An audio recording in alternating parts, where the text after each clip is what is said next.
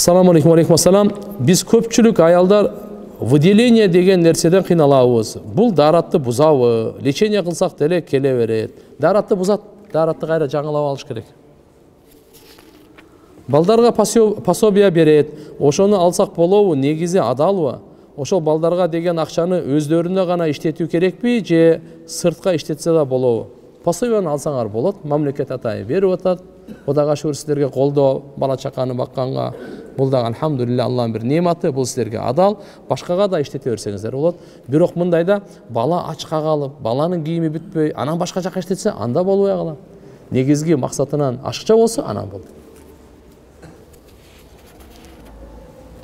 Эл ичинде кеңири жайылган, өлгөн адам үчүн кылынган аза күтүү, көк кийүү, жылдык, жыт чыгаруу жана башка өлүктүн жакындарына материал, чүпүрөктөрдү алып баруусу тууралуу терең маалымат берип коюңузчу.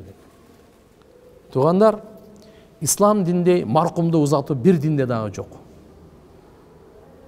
Биз мусулмандар Аллага гана сыйынабыз, өлүктөрдү сыйлайбыз. Пайгамбар саллаллаху алейхи ва саллям өлүктөр сыйлаган. Ошон үчүн өлгөн кишинин дагы карап туруп, субханалла, ага бычак тийгизген болбойт. Анын өлгөн кишинин бутун сындыруу тирүүнүн бутун сындыргандай деген хадис бар. Ага бычак саюу тирүүгө бычак сайгандай. Пайгамбар саллаллаху алейхи ва саллям бир жолу бир жаназа өтүп баратат, ордунан тура калды.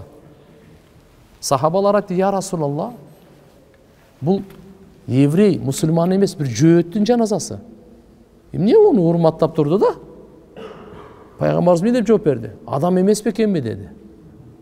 Кара, адам эмес бекенби деди. Ол мусульман эмес, тирүү эмес, өлүк, жөөт. Ошону урматтап турду Пайгамбар саллаллаху алейхи ва саллям.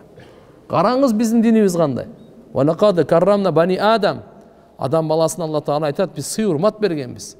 Эгерде мусулмандар жашаган жерде бир капыр өлүп калса, аны көмө турган киши болбосо, мусулмандардын мойнунда милдет болот, ошону көмгөн. Албетте баягындай кепин, сепин жаназа болбойт аларга, но жердин үстүндө калбасын. Жердин ичине кирсин. Биздеги мына жерде сиздин айтып аткан сурооңузга жооп бере турган болсом, адам өлгөндөн кийин 3 күнгө чейин аза күтүү. Bir gana.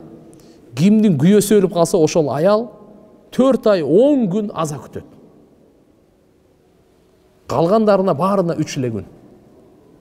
3 эле күн аза күтүү. Бул бар. Ошо 3 күн кайгы күндөрү биз көңүлүн көтөрүп, курсактарын тойгозуп, кошуналар, достор, туугандар ошол жакта тамак жасап алып барып берип турайлы.